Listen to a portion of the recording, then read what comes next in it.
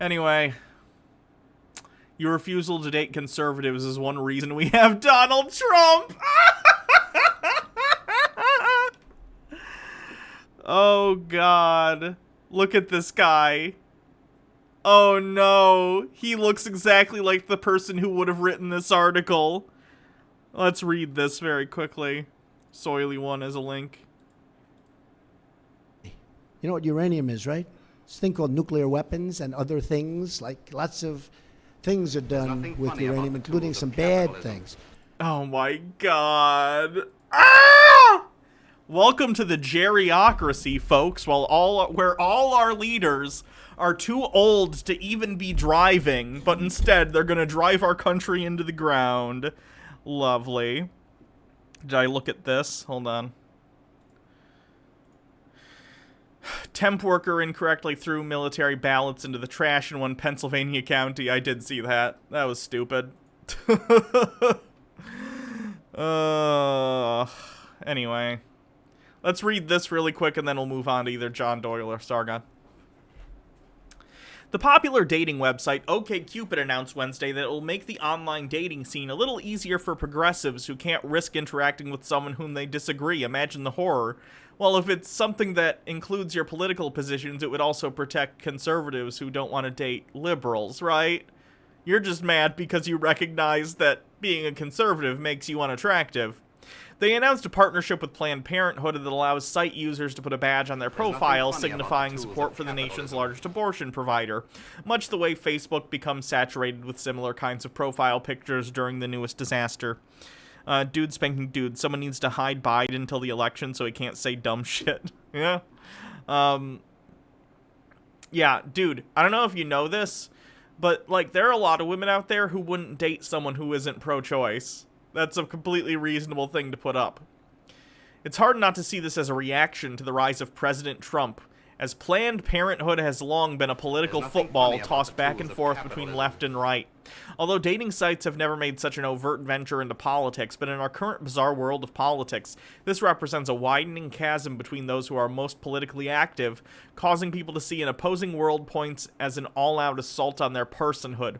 The irony is that the type of assortative mating OkCupid is engaging in is a factor that allowed for the rise of a candidate like Trump. Dude, people just don't want your weird anti-choice dick in them. Like, it's fine. Andrew Dickerson, yeah, but a conservative on OkCupid is probably just an incel, so they'll F anyone. Probably true. A sort of mating is when some partners starts a family with someone of a similar background. It can be based on innate characteristics such as race and ethnicity or socioeconomic backgrounds. People have always engaged in a sort of mating in some kind or another, but as social scientist Charles Murray explains in his book Coming Apart, The State of White America, 1960 to 2010, there was a shift to a particular type of mating in the 60s which continues through the present day. As cognitive ability becomes the most valued aspect of human capital and the biggest predictive indicator of professional success, people began marrying others with similar intellect. Ivy League graduates marry other Ivy League graduates, and their kids do the same, and so on and so forth, causing severe economic stratification between what Murray calls the new upper class and the lower class. No.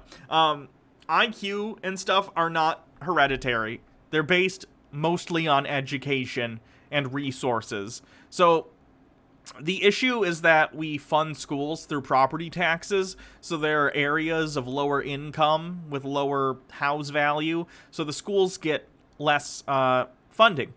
So they have fewer resources to teach the kids appropriately, and that's a huge part of the problems we have in this country. Thank you, KF Logan, 1875, for rating. Go check out Logan's channel. Did something else happen? Furiaferna, thank you for subscribing with a 3-month streak. Hey, 3 months, thanks for all the hours of content, Queen. Also, I just started a transition fund. Would you mind retweeting it? Sure. Did you tweet it at me? If you tweet it at me, I'll make sure to retweet it. Because you guys helped me a ton when I was doing my transition fund. There we go. I see it. Retweet. Hope you get the funding you need. I know it's expensive. Like, crazy expensive. Anyway. This is all developing at a time of increasing polarization in politics. In 2014, the Pew Research Center conducted a study on the issue and found 43% of Republicans had a very unfavorable view of Democrats, up from 17% in 1994. 38% of Democrats shared the same feeling about Republicans. In 1994, it was 16%. Polarization is a result of emotional reactions that politics naturally bring out in people. The most politically active are the most extreme of each group. Right. The most likely to surround themselves with only the like-minded and the least likely to give an inch to an opposing viewpoint. Okay, but these things have become polarized, especially in the last 10 years or so, and the positions that are being taken politically are inherently morally informed decisions, right? So we have people, when we're discussing abortion, there are people who very much believe that abortion is murder. I disagree, and I think they're wrong. That doesn't change the fact that, to them, supporting abortion is tantamount to supporting murder. I think they're wrong, and I think they're being fed by a ridiculous Fox News machine of misinformation, but nonetheless, that is their position, and that's why they feel the way they do about Democrats, on top of all the other misinformation that's being fed to them about how Democrats are, like, seditious and all that sort of crazy stuff. D. Nikes, thank you for following. An archaeologist, thank you for following as well. And on the left, we have people who look at supporters of people like Donald Trump, who espouse largely racist, xenophobic, backwards worldview that glorifies violence and aggression, things like that. And they view people who support that as morally repugnant, right? The time where we can all mostly agree on stuff and then we're just agreeing or disagreeing on, like, I don't know, funding for certain programs, like in the 90s, like, oh, should we fund this thing? Should we do certain reforms or whatever? And by the way, we're talking in a sense that this is just white people talking, because, like, minority voices in politics, up until after the 2000s, very, very small, and they were not on the national stage very much in terms of, like, talking about things like injustice in the criminal justice system. All these things that we talk about today are intrinsically linked to our moral systems, and the core of who we are as moral people. So it makes sense that as things have gotten more polarized and people have been entrenched in their moral views, people start to view the opposite side as repugnant in some way. Some noise happened. What was that? Oh, dude spanking dudes with a link. Cleanse. There's some waves.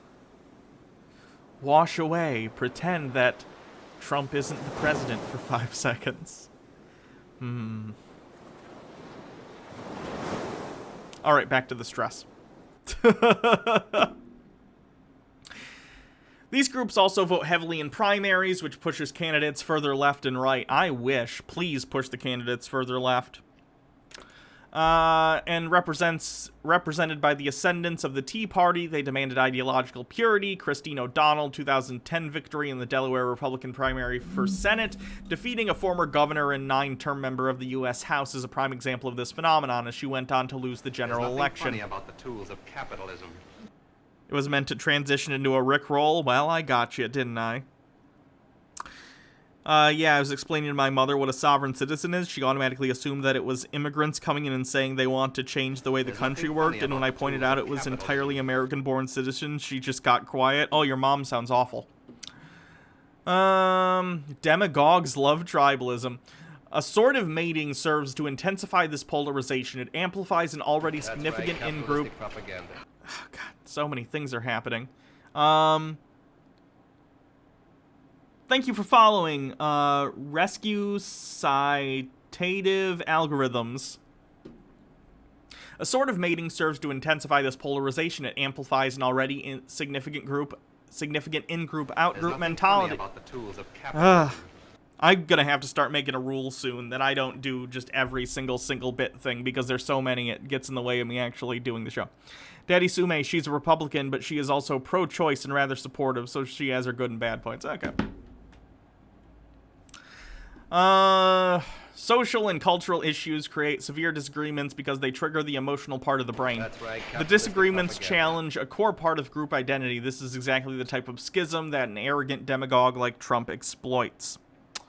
I'm just saying, like, the streams are getting big enough that, like, I'm getting them, like, every 30 seconds, which is nice. I'm glad the streams have gotten big enough that this is an issue. It's just, it was always going to be a thing. Like, I gotta raise, like, the bare minimum for reading the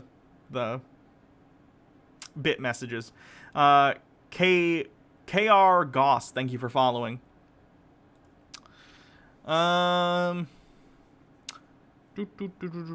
Social and cultural issues creating severe disagreement because they trigger the emotional part of the brain. The disagreement challenges a core part of group identity. This is exactly the type of schism that an arrogant demagogue like Trump exploits.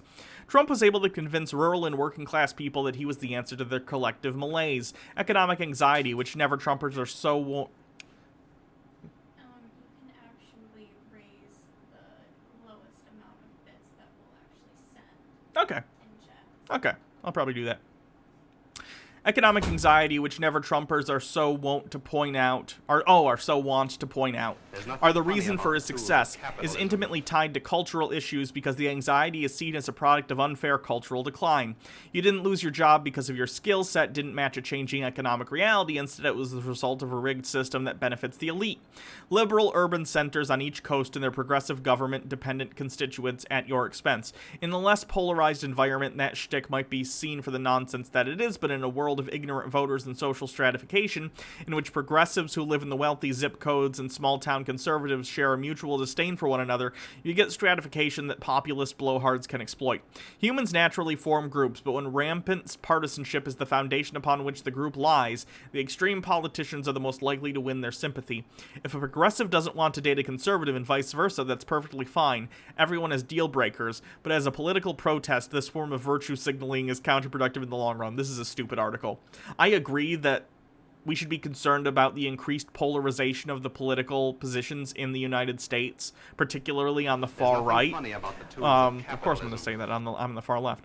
But either way, I recognize it's a problem. Staking your entire article on the fact that, like, a dating app is saying that, hey, now you can say you're pro-abortion, which is, by the way, a deal breaker for a lot of people anyway, is fine. And that's a stupid thing to write in an article.